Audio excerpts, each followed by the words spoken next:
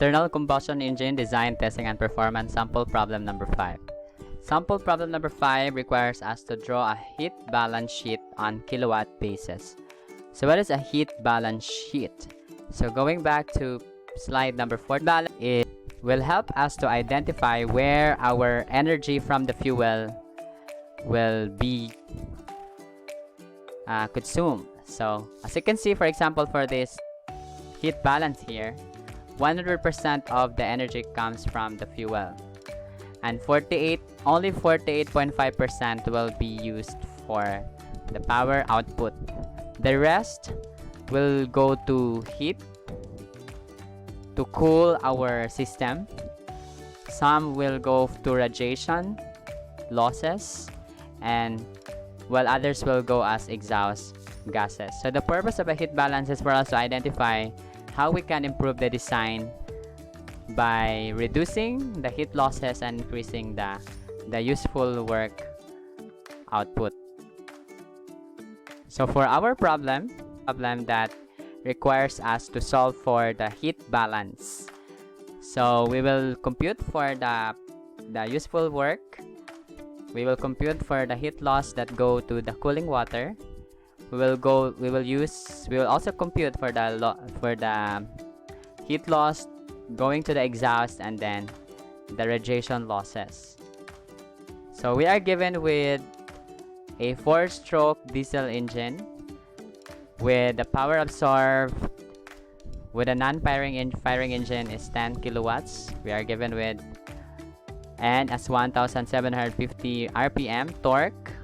We're also given with the mass flow rate of the fuel, the calorific value, mass of the air, mass of the cooling water, the temperature of the cooling water at the outlet, the temperature of the gas, the temperature of the room where this testing is done, the CP, specific heat for the water, specific heat for gas.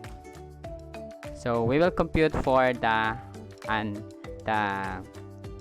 heats, and then we will draw a heat balance sheet in kilowatt basis. So for Q1, so we will put Q1 as the useful work or the useful heat. So Q1 or the useful work is referring to the work that is actually absorbed by the shaft or at the output of the shaft, that is equals to the brake power. So our formula from the previous discussion, BP is equals to 2 pi NT. So our number of revolutions is 1750. So we will just convert minutes to seconds, and then the torque is 327.4 Newton meter. So converting this to kilonewton so that our result is in kilowatt. So our Q1 is 60 kilowatt. For Q2 is the power to cooling water. So it is equivalent to mass of the water, the specific heat of the water, times the change of temperature of the water. So the mass of the water is given as 16 kilograms per minute. We will also convert minutes to seconds.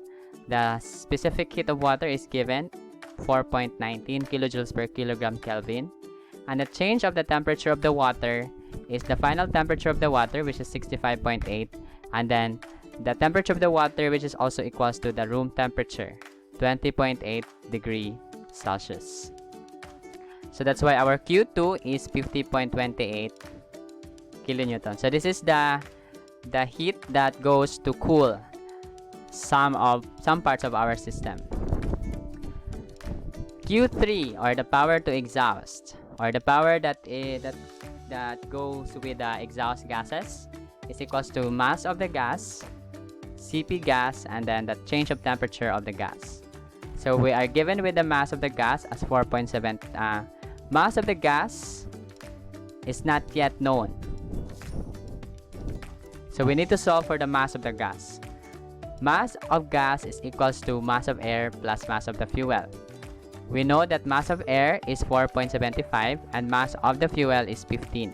So we just have to convert it to the units of kilogram per second. So mass of gas is 1/12 kilogram per second. So we can substitute that to the equation for Q3.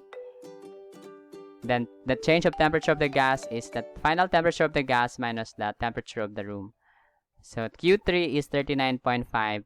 Q4. So Q4 is just the radiation loss or other unaccounted loss. So this is unaccounted, and we still can solve that by solving for the Q total and then subtracting Q1, Q2, and Q3. So our Q total is the energy that is coming from the fuel. So that is mass of the fuel times the heating value.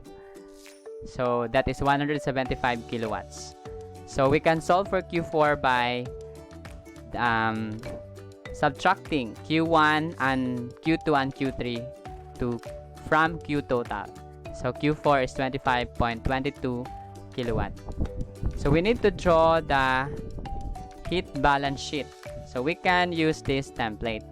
So for the heat balance sheet, we will show the heat input, which is the power from the fuel, and then the output in percentage. So 100% comes from the fuel, and then the outputs are the brake power 60 kilowatts, power loss to cooling water, power loss to exhaust, and the unaccounted power in percentages of the total power. So we divide 60 divided by 175 is 34.29%, and so on.